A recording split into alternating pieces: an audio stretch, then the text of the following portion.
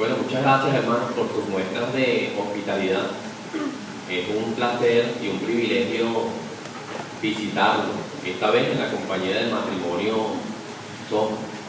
Y digo un placer porque hay muchas caras conocidas acá, algunos nos están visitando, al igual que yo, y son bienvenidos. Pero nos agrada mucho que después de 13 años, que hace que nosotros salimos de aquí, 15 que llegamos y 13 que salimos, bueno, nos agrada mucho ver que todavía siguen mostrando fidelidad y celo en el servicio a Jehová. Ya ustedes saben que esta es una nueva faceta para nosotros, la obra de distrito. Este es el 4º año en la obra de distrito. Los primeros 3 estuvimos en el oriente del país, la mitad del país exactamente.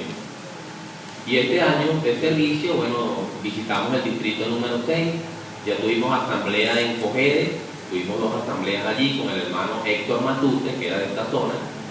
Luego estuvimos en una asamblea en Acarigua, es decir, tuvimos 2 porque son 2 circuitos. De allí estuvimos en Guanare con el hermano Franklin Alayón, tuvimos asamblea en Ciudad de Nustre, que es al borde del estado Apure, y una asamblea en el Coliseo de Guanare. Luego estuvimos en Barinas tuvimos 5 asambleas, parte A y B en un salón expandible con el circuito 17 y parte A y B con el circuito número 76, que atiende un joven viajante llamado Alejandro Vargas y su esposa Rebeca. Y tuvimos una asamblea con el circuito 86, que es el circuito de lengua de señas.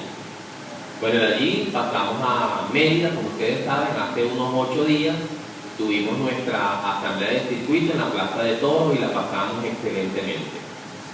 Quiero decirles que todos los hermanos que hemos visitado les mandan a ustedes muchos saludos y cariños fraternales.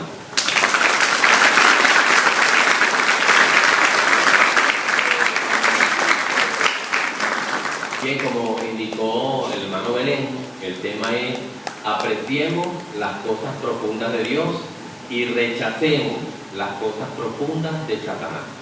Bueno, quiero aislar 2 expresiones: aprecio y rechazo. ¿Puede uno manifestar estos 2 sentimientos al mismo tiempo? Vamos a colocar un ejemplo. Vamos a pensar por un momento en un nadador ducho o diestro. No hay duda de que este personaje aprecia el poder tener aguas profundas. ¿Para qué? Bueno, para nadar, sumergirse en el fondo del mar y contemplar las bellezas del mar, practicar esquí acuático, entre otras cosas. Sin embargo, este mismo nadador ducho o diestro pudiera expresar también rechazo hacia aguas profundas, sobre todo cuando esto representa un peligro, es decir, son aguas que están contaminadas, hay rocas, hay remolinos o animales que representan un peligro, como es el caso de los tiburones. Pues bien, en el caso que nos atañe esta noche, vamos a hablar en los próximos minutos de 2 clases de aguas profundas, pero que son diametralmente opuestas. Son las aguas profundas de Dios y las aguas profundas de Satanás. ¿A qué nos referimos con estas 2 expresiones? ¿Qué son las aguas profundas de Dios y qué son las aguas profundas de Satanás? ¿Y cómo puede uno, como siervo de Jehová o persona que quiera agradar a Jehová, demostrar que apreciamos una cosa y rechazamos la otra? Pero vamos a responder estas interrogantes a continuación. Para empezar, ustedes saben que cuando uno comenzó a estudiar la Biblia, uno llegó a conocer ciertas verdades bíblicas que nos impactaron. Por ejemplo, aprendimos que Dios tiene un nombre personal. Y también vimos que este nombre tiene un significado, ¿verdad? Identifica a Dios como un Dios de propósito. Aprendimos también la condición de los muertos. Aprendimos una verdad que es fundamental en la Biblia: el rescate. Y aprendimos que gracias al sacrificio redentor de Jesús se hace posible la vida eterna, en el caso de un grupo en los cielos y en el caso de otro grupo aquí en la tierra. Aprendimos también que Cristo en la actualidad es Rey del reino de Dios y que con Él hay un grupo de 144,000 que muy pronto van a hacer de este planeta un hermoso paraíso. Yo les pregunto, ¿Qué constituyen estas verdades que les estoy mencionando? Vamos a la Biblia, por favor, y vamos a leer uno de los textos que sirven de base para esta consideración. Primera carta a los Corintios, capítulo 2, versículo 10. Primera carta a los Corintios, capítulo 2, el versículo 10. Leemos. Pues es a nosotros a quienes Dios las ha revelado mediante su Espíritu, porque el Espíritu escudriña todas las cosas, hasta las cosas profundas de Dios. Vamos a dejar la Biblia abierta allí brevemente. Quiero que observen la parte final. Allá hace mención de las cosas profundas de Dios. Bueno, es probable que alguien objete y diga, pero hermano, estas verdades que se acaba de mencionar, estas enseñanzas o doctrinas, ¿no constituyen más bien las cosas básicas o elementales de la palabra de Dios? Es verdad, pero también forma parte de las cosas profundas de Dios. ¿Por qué? Bueno, porque cuando hablamos de las cosas profundas de Dios, estamos haciendo mención de la sabiduría divina. Estas son las cosas profundas de Dios que menciona este versículo. La sabiduría divina que está oculta a la mayoría de las personas, pero que Dios revela a sus siervos. Quiero que ustedes vean un detalle adicional en el versículo que acabamos de leer. Ustedes pueden notar que Pablo dice, pues es a nosotros a quienes Dios nos ha revelado. Cuando dice nosotros, ¿a quién se refiere? No se refiere a los cristianos en general, se refiere a los cristianos ungidos por Espíritu. Es decir, Jehová revela su verdad a la congregación ungida, a los hermanos ungidos, y ellos a su vez, gracias al Espíritu Santo, como dice esta cita bíblica, lo van a conocer a nosotros. Pero es interesante esto porque en el caso nuestro, como siervos de Jehová, queremos demostrar aprecio por estas aguas profundas de Dios. ¿Cómo lo demostramos? Bueno, cuando nosotros estemos repasando enseñanzas bíblicas, no nos conformemos con solamente saber la verdad. Queremos ir un poquito más allá. Queremos averiguar las razones que sostienen estas verdades. Tratemos de profundizar. ¿Cuál va a ser el resultado? Bueno, por un lado, usted y yo vamos a tener una fe más fuerte. A su vez, esta fe nos va a permitir hacer frente a las tentaciones propias del sistema, a las dificultades. Vamos a mostrar más celo en el servicio del campo. Vamos a tener la motivación apropiada. Pero no solamente eso. Si nosotros llegamos a entender lo que Jehová nos pide, esto va a aumentar o va a reforzar nuestra determinación de hacer las cosas que a Él le agradan, de ser obedientes. Pero hay otra ventaja más. Cuando usted y yo estamos exponiéndonos a las verdades que están en la palabra de Dios, sea que lo hagamos a nivel personal o en una reunión como esta, en una asamblea, es bueno que uno reflexione. Uno pudiera preguntarse, ¿cómo me beneficia a mí esta verdad? ¿Cómo puedo yo usarla para ayudar a mi familia, para ayudar a la gente en el ministerio? Bueno, cuando hacemos esto, hermanos y amigos, uno está meditando y esto contribuye a que podamos ayudar a otros y al mismo tiempo podamos tomar buenas decisiones en nuestra vida. Así que comprendemos, hermanos, que nadar o profundizar en las aguas profundas de Dios, valga la redundancia, no es fácil, pero el esfuerzo redunda en bendición. Quiero mencionarles algo, ya que empezamos hablando de un nadador. Ustedes saben que los expertos dicen, los que saben de la materia afirman, que el mayor obstáculo para que alguien aprenda a nadar, ¿sabe usted cuál es? El miedo al agua. Hay gente que le tiene miedo al agua. O sea que el problema estriba no tanto en el arte de mover las manos y los pies o la flotabilidad. Este no es el problema.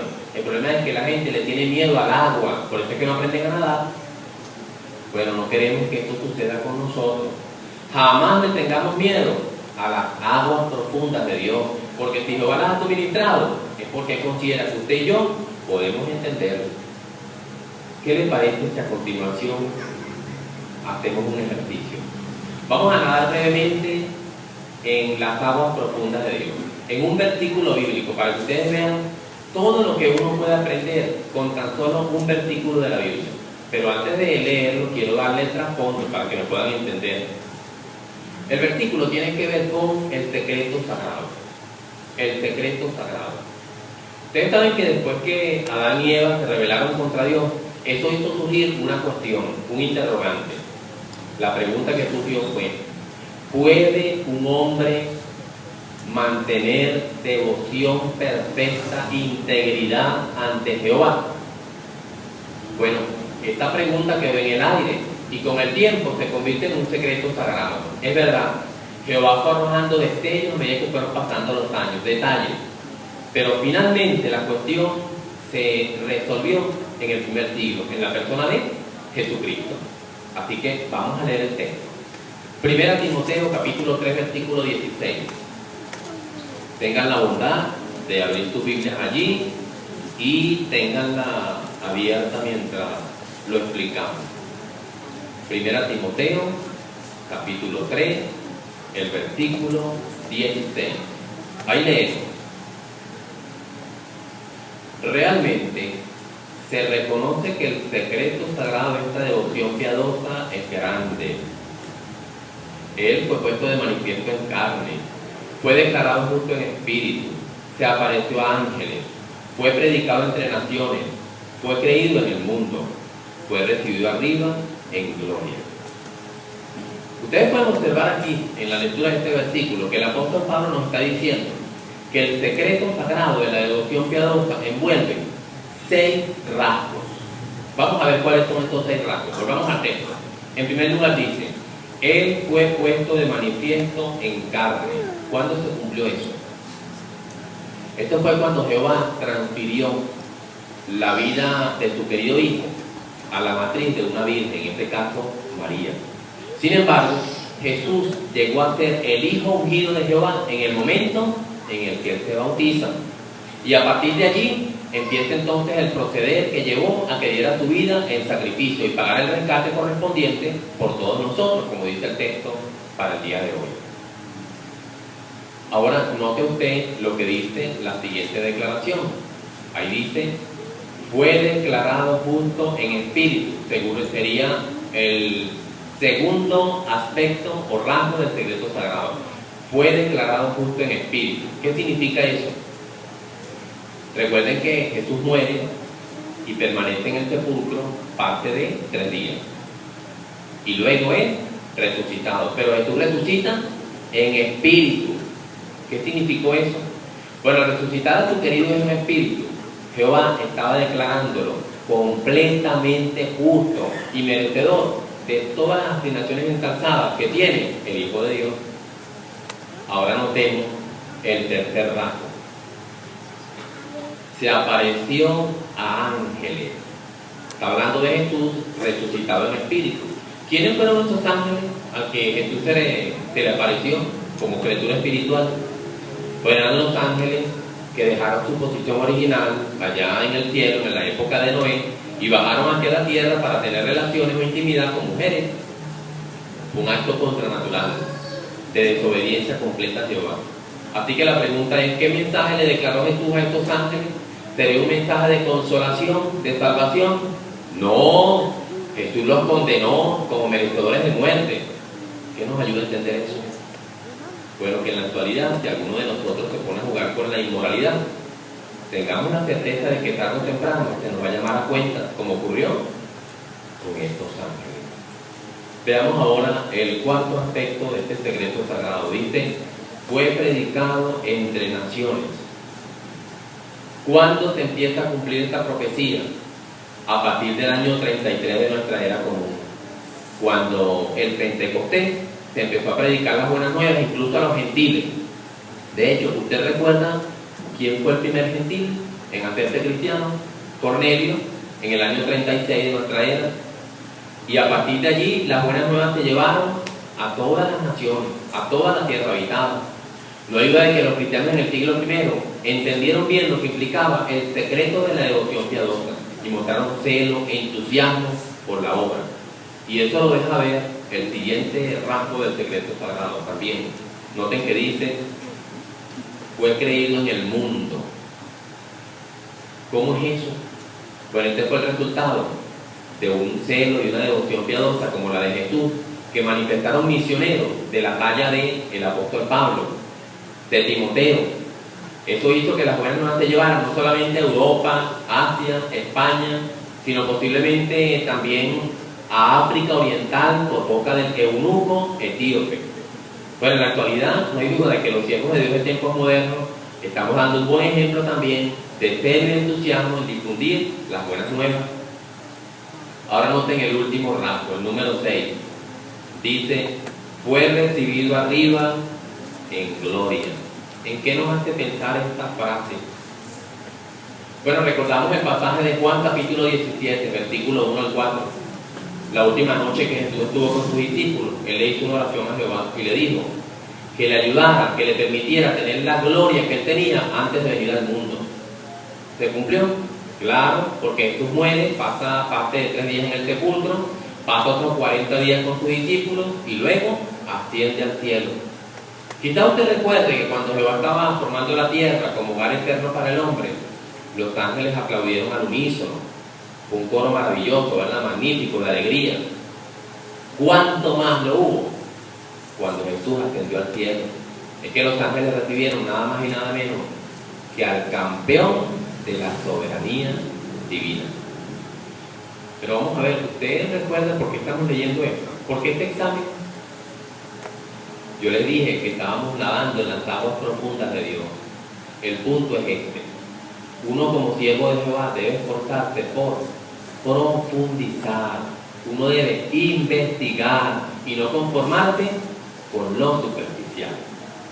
Pero vamos a hablar un poquito de la parte práctica. A ver, ¿qué aprendemos en este versículo? Yo les dije que el secreto sagrado de la devoción piadosa tenía como centro a Jesús. Bueno, ¿qué es devoción piadosa? Hemos aprendido que la devoción piadosa se refiere a reverencia, profundo respeto a Jehová.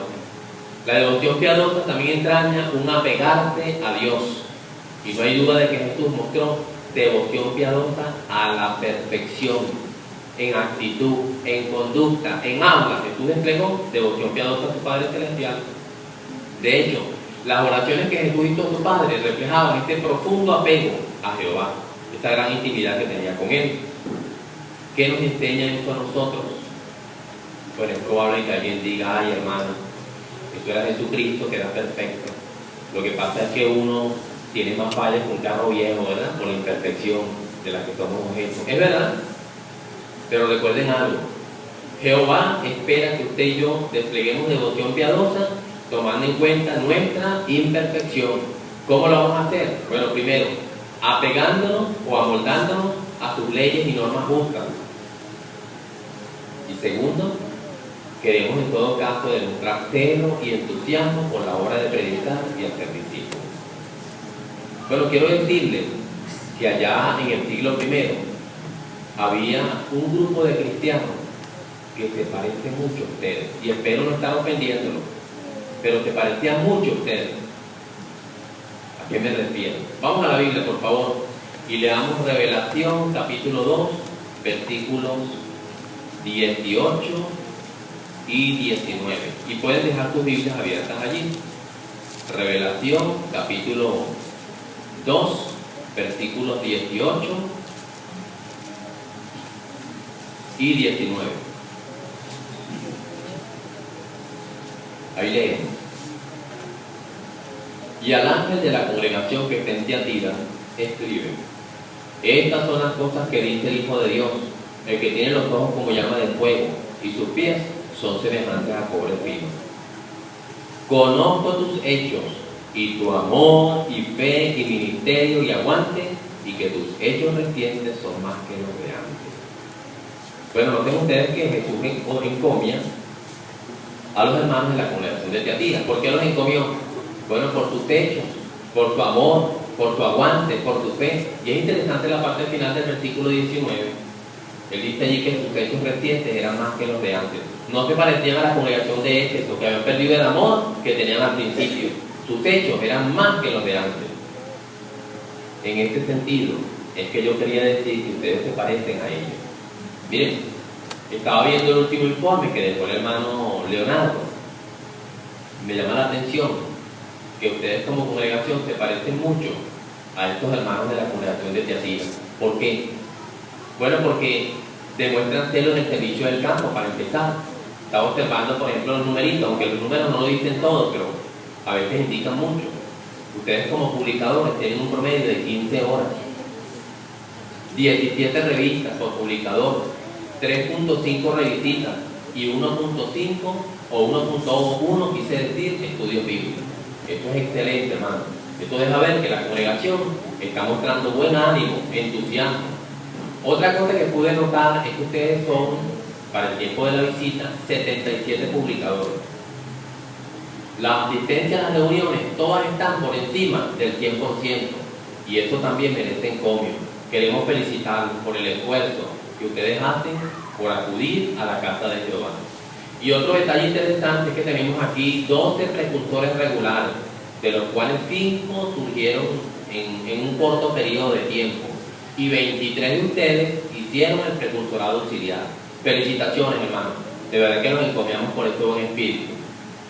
Otra cosa que salta a la vista es la hospitalidad. De verdad que agradecemos mucho sus expresiones de bienvenida, tanto aquí en plataforma como a nivel individual, como lo hicieron cuando llegamos. Excelente. Quería mencionarles que, hablando de los cristianos de Tiatira, Jesús también los encomió por otra razón. Y nosotros queremos tomar a pecho esto que Jesús les dijo a ellos. Vamos a leer la segunda cita bíblica que sirve de base como tema de este discurso, ¿no? Es Revelación, capítulo 2, el versículo número 24. Revelación 2:24. Leemos: sin embargo, les digo a los demás de ustedes que están en Tiatira, a todos los que no tienen esta enseñanza, a los mismísimos que no llegaron a conocer las cosas profundas de Satanás, como dicen ellos, no les estoy imponiendo ninguna otra carga. ¿Observaron por qué Jesús también los encomió? Él los encomió porque ellos no habían llegado a conocer las cosas profundas de Satanás. Así que preguntamos, ¿a qué se refiere esta expresión que aparece aquí? Cosas profundas de Satanás. Bueno, se refiere a los razonamientos y prácticas que chocan con lo que dice la palabra de Dios y que llevan al autoengaño. Nosotros queremos recordar algo, ¿no? Jesús los encomió a ellos porque no habían llegado a conocer las cosas profundas de Satanás. Nosotros queremos recordar lo siguiente, hermano. Miren, el hecho de que uno muestre celo en el servicio del campo, o quizás tengamos parte como discursantes en reuniones, en las asambleas, eso no nos da derecho a ser menos estrictos en otros asuntos. Pudiéramos ilustrarlo de la siguiente manera, esto de las cosas profundas de Satanás. Pudiéramos pensar otra vez en un nadador. Vamos a pensar en un nadador diestro. Él sabe que hay aguas profundas, pero que representan un peligro. Quizás hay remolinos o quizás rocas que pudieran causarle daño. ¿Verdad que un nadador diestro o ducho no diría algo así como: déjame probar, yo quiero probar y experimentar para ver qué se siente nadar en este tipo de agua? Esto es una verdadera insensatez. Está exponiendo su vida. Bueno, de igual manera ocurre con nosotros. No queremos adentrarnos en las aguas profundas de Satanás. Ustedes saben que hay un refrán por ahí que dice que la curiosidad mató al gato, ¿verdad? O sea, no queremos mostrar exceso de confianza. Ya que estamos hablando de las cosas profundas de Satanás, quiero decirles que aquí pudiéramos hablar de 4 aspectos que vamos a tratar a continuación. El número 1, una de las cosas que forman parte de las cosas profundas de Satanás es la inmoralidad sexual. La inmoralidad sexual. ¿Por qué? ¿Por qué decimos que la inmoralidad sexual forma parte de las cosas o aguas profundas de Satanás? Bueno, porque la persona se degrada, la persona llega a lo más bajo. Y a través de la historia, el diablo se ha valido de eso, ¿no? De la inmoralidad, para entramparnos a nosotros, a los siervos de Jehová. Es tanto así que una revista La Atalaya, hace unos años ya, llegó a mencionar que todos los años se expulsaba de las filas de los siervos de Jehová alrededor de 40.000 a nivel mundial, todos los años. ¿Y la razón? La inmoralidad sexual. Explicaba La Atalaya que posiblemente la cifra podía aumentar, solo que no aumentaba porque algunos hermanos mostraban arrepentimiento y se les mostraba cierta clase de disciplina. Pero esto nos ayuda a nosotros a estar en guardia, ¿verdad? Contra este mal, la inmoralidad sexual. Y sobre todo queremos estar en guardia contra un flagelo que desde hace mucho está afectando al mundo. Y lamentablemente también algunos siervos de Dios pudieran verse afectados. ¿Cuál es este flagelo? La pornografía. Sí, señor, la pornografía. ¿Saben qué? Es interesante lo que una vez dijo el libro Amor de Dios en la página 100? Explicaba que la pornografía es el primer paso que lleva a la fornicación. Pudiéramos ejemplificarlo de la siguiente manera. En cierta ocasión había un hombre que tenía la costumbre de estar mirando pornografía después que el esposo se iba a dormir. Bueno, esto llevó a que poco a poco se fuera implantando la semilla del mal en su mente y corazón. Con el tiempo cometió adulterio. Un grupo de jóvenes tenía la costumbre de que cuando los padres salían de la casa se ponían a ver este material inmundo. Con el tiempo se metieron en dificultades. ¿Por qué es tan perjudicial la pornografía? ¿Por qué se trata tanto? ¿Por qué se menciona? Bueno, por varias razones. Miren, la pornografía ensucia la mente. Puede llevar a que la persona tenga un punto de vista distorsionado con respecto al sexo opuesto. La pornografía daña el matrimonio, sobre todo si la persona está casada. Y lo más importante es que daña la relación de la persona con Dios. Entonces, ¿qué podemos hacer para no adentrarnos en estas aguas profundas de Satanás? Bueno, hay hermanos que han hecho lo siguiente, ¿no? Han manejado con mucha sensatez y sabiduría cosas como Internet. Ellos solamente acuden a Internet cuando es estrictamente necesario hacerlo. Y si tienen Internet, no se ponen a navegar sin rumbo porque ellos saben que pueden meterse en dificultades. Hay hermanos que han tenido problemas con esto de la pornografía y entonces ahora adoptan la medida de que no se conectan a menos que haya un adulto o esté tu cónyuge al lado. Bueno, y he conocido hermanos que, aunque usted no lo crea, han llegado al extremo de no tener nada en su casa, ni televisor ni computadora. Claro, es una decisión personal, no es que lo estoy promoviendo. Pero es interesante, a la luz de lo que acabo de mencionar, lo que dice el libro Amor de Dios en la página 101.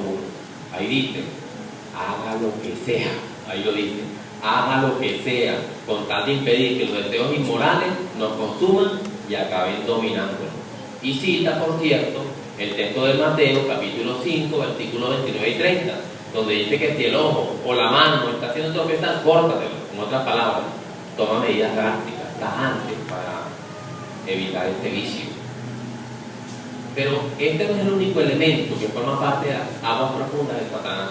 Vamos a mencionar el segundo, el espiritismo. ¿Por qué decimos que el espiritismo forma parte de las aguas profundas de Satanás? Bueno, porque es una práctica sucia.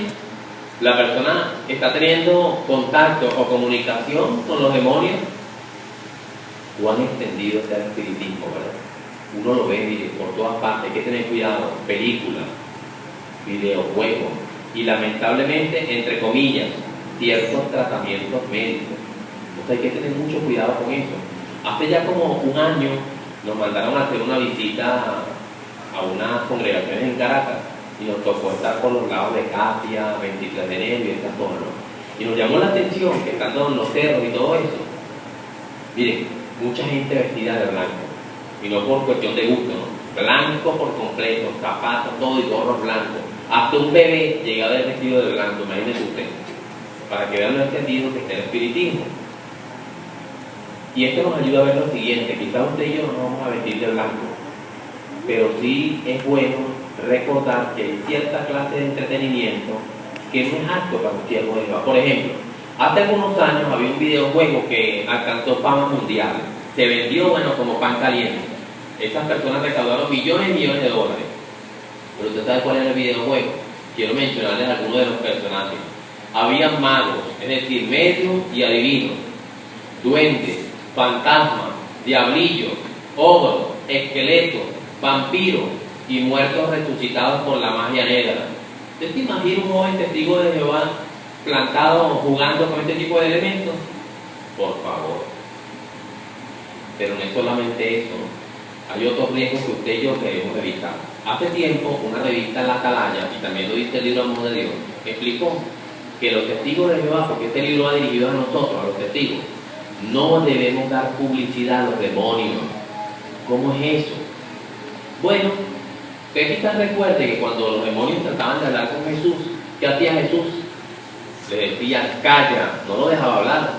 Cuando una mujer poseída por un demonio perseguía al apóstol Pablo y decía o gritaba, estos hombres están publicando el camino de la salvación. ¿Qué hizo el apóstol Pablo? Se cansó y bajo la influencia del Espíritu Santo ordenó al demonio que saliera de esta mujer. Hasta ahí llegó el don de adivinar el futuro. Bueno, los siervos de Jehová queremos tomar nota de eso. ¿Cómo es eso de dar publicidad a los demonios? Cuando uno se reúne y entonces empieza a echar cuentos, mira, yo me acuerdo una vez que me jalaron los pies y yo estaba ya acostado, y el otro empieza, por favor, esto no edifica, esto no edifica. ¿Esto le conviene a quién? A los demonios. Ellos quieren que uno les dé publicidad y los siervos de Jehová no debemos prestarnos para eso. Pero hay otro problema. ¿A usted le gusta bailar? Tiene que tener cuidado porque una revista de Despertar explicaba que la santería tiene su origen en África. Entonces explicaba que entró a Cuba y de Cuba se extendió a la cultura y a la música latinoamericana. Y en efecto es así. Es posible que usted esté bailando y de repente en la canción mencionan a Changó. ¿Quién es Changó? La revista de Despertar explicaba que Changó equivale en la Iglesia Católica, entre comillas, a Santa Bárbara. Y es el dios del fuego, del trueno y del relámpago. Por eso el refrán que dice, ¿se acuerdan de Santa Bárbara? Cuando trueno, cuando llueve. Ahí está, porque se trata de eso. O también el caso de Babalú Ayé. ¿Quién es Babalú Ayé? Es el dios de la curación y corresponde en la Iglesia Católica, entre comillas, a San Lázaro. De modo que queremos tomar nota de esto, ¿verdad? Ser selectivo a la hora de ponerse a escuchar o bailar cierta clase de música. Pero hablemos ahora de un tercer elemento que forma parte de las aguas profundas de Satanás, la violencia. La violencia. Bueno, la violencia está tan extendida que hace unos meses atrás leía un artículo de periódico y se titulaba La cultura de la violencia. Porque es que está tan extendida, hablando de nuestro país, que ya es parte de la vida cotidiana, ¿verdad? Ya la gente no se impacta, no se siente impresionada por los crímenes, porque ya es parte de la vida. Pero los siervos de Dios queremos tener cuidado, porque la violencia se ha extendido a películas. Hay personas que piensan que si en una película no hay plomo, ¡ay, qué película tan aburrida! También hay videojuegos, ¿verdad?, que ponen énfasis en eso, en la violencia, videojuegos. Los siervos de Jehová queremos recordar principios como el de Mateo 5, versículo 44. ¿Qué dijo Jesús allí?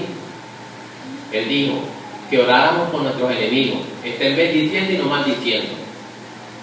Ahora bien, nosotros en la vida real jamás tomaríamos acción con nuestros enemigos, ¿verdad? No incurriríamos en la violencia. Entonces quiere decir que en la vida real no lo vamos a hacer, pero entonces uno puede tener otro yo en la fantasía. Es probable que alguien diga también, ay hermano, pero no sea extremista. Una película, lo que hace es que lo descabecen y otro un sangrero, pero es una película, eso no ocurre en la vida real. Pero ¿qué dice la Biblia en Mateo 15, 19? Dice que del corazón es que salen asesinatos, fornicaciones, hurtos. O sea que uno tiene que vigilar el corazón, tiene que cuidarlo, porque a la larga podemos llevar a la práctica lo que estamos viendo o escuchando. Entonces, ¿qué medidas podemos tomar? Hablando del espiritismo y la violencia. Bueno, una publicación explicaba que los siervos de Jehová no debemos abrirle las puertas a los demonios. Cuando uno llega y se expone este tipo de cosas y uno para su maestro dice qué consejo y qué consejo, qué vivir y qué vivir, esto a mí no me afecta, y llega y se pone a ver este tipo de cosas, miren, le estamos diciendo a los demonios, vengan, atáquenme, para que vean hasta dónde puedo llegar yo. Eso es peligroso, tengo un terreno peligroso. Queremos tomar a pecho el texto que sirvió de base para la asamblea de distrito que tuvimos hace poco, unos meses atrás, que era el texto de Proverbios 4, 23, ¿te acuerdas? Más que todo lo demás que hay que salvaguardarte, salvaguarda tu corazón. Hay que proteger el corazón a toda costa. Hablemos ahora del cuarto elemento, que forma parte de las aguas profundas de Satanás: la filosofía. La filosofía. Ustedes saben que el término filosofía, esa palabra que aparece en la Biblia, significa literalmente, entre otras cosas, amor a la sabiduría. ¿Por qué decimos que la filosofía forma parte de las aguas profundas de Satanás? Sencillamente porque pasa por alto una verdad fundamental. Es la que se expone en Proverbios capítulo 9, versículo 10. Ahí dice que el temor a Dios es el principio de la sabiduría. ¿Y qué es lo que ocurre con la filosofía humana? Que no toma en cuenta a Jehová para nada, lo pasa por alto. Más bien, hace alarde del intelecto humano, de la mentalidad, del intelectualismo, y utiliza razonamientos que llevan a la permisividad, a la inmoralidad. De modo que los siervos de Dios queremos tener cuidado con la filosofía. Pero yo quiero, en términos prácticos, mencionarles por lo menos dos corrientes filosóficas comunes, de las cuales uno debe cuidarse. Quiero mencionar la primera: escepticismo. ¿Qué es eso? Escepticismo. Es lo que vemos en la actualidad. Usted no ve que la gente todo lo cuestiona, todo lo dudan. A eso se refiere este término, escepticismo. Pero eso choca con la Biblia, porque uno lee Romanos 10, 17, y ahí dice que la fe sigue a los oídos. O sea, que la Biblia nos anima a tener fe, no a dudar. Y si uno lee Hebreos capítulo 11, versículo 6, ahí dice que sin fe es imposible agradar a Dios. De modo que los siervos de Jehová queremos estar en guardia, ¿verdad?, contra esta corriente. Otra, este término sí es poco, no es muy usado, ¿no?, pero también forma parte de la filosofía. Sofista. Quizás a usted le suene extraña la palabra, pero no es extraño para usted. Yo le voy a explicar por qué. Sofista. ¿Qué es un sofista? Es aquella persona que las normas en cuanto a lo que es bueno y lo que es malo lo determinan la mayoría de la gente, la opinión popular. Un programa de corte sofista es lo que muchas veces aparecen en televisión. Son muy populares estos programas. Hay un auditorio más o menos así como el que está acá, y de repente hay una mujer que sirve de moderadora y manda pasar a una parejita, llámese quizás matrimonio, y entonces ahí a la luz pública empiezan a sacarse los trapitos al sol. La mujer empieza a decir: este es sinvergüenza, este es un infiel, y no sé qué. Y entonces empieza la participación del auditorio. Entonces empiezan a descargarlo, y a la final la opinión que prevalece es la de la mayoría. La mayoría decide. Bueno, los siervos de Jehová tomamos nota de lo que dice Romanos capítulo 12, versículo 2. Dice: cesen de amoldarse a este sistema de cosas. De modo que la mayoría no determina nuestra opinión. Lo que determina nuestros criterios en la vida es lo que dice Jehová a través de su palabra y su organización. Así que los siervos de Jehová tomamos nota de eso. ¿Cómo considera el Dios omnisapiente la sabiduría humana? Como pura necedad, como una pérdida de tiempo. Y contrario a la verdad. Las verdades bíblicas son sencillas, lúcidas, animadoras. Las filosofías son complicadas, son complejas, difíciles de entender. Así que no hace falta que los siervos de Jehová nos pongamos a estudiar filosofía para poder entender esto. No hace falta. Así que más bien queremos estar en guardia contra estos elementos que promueven el mundo y que forman parte de las aguas profundas del Satanás. De modo que, para concluir, Jesús mostró que no puede haber posición intermedia. Jesús dijo en Mateo capítulo 12, versículo 30, el que no está de mi parte, contra mí está. Y el salmista también expresó su disgusto contra aquellas personas que muestran una actitud insincera o indiferente, cuando dijo, según el Salmo 119, 113, a los de corazón irresoluto he odiado. De modo, hermanos, que no podemos nadar entre dos aguas. O estamos con Jehová y con su Hijo, o estamos con Satanás y su mundo. Cuán agradecido y cuán contento debe sentirse Jehová cuando nos ve a nosotros mostrar obediencia, cuando hacemos esfuerzos y sacrificios por obedecerle en todas facetas de la vida. De manera que apreciemos las aguas profundas de Jehová y estemos dispuestos a rechazar las aguas profundas de Satanás. Bien, entonces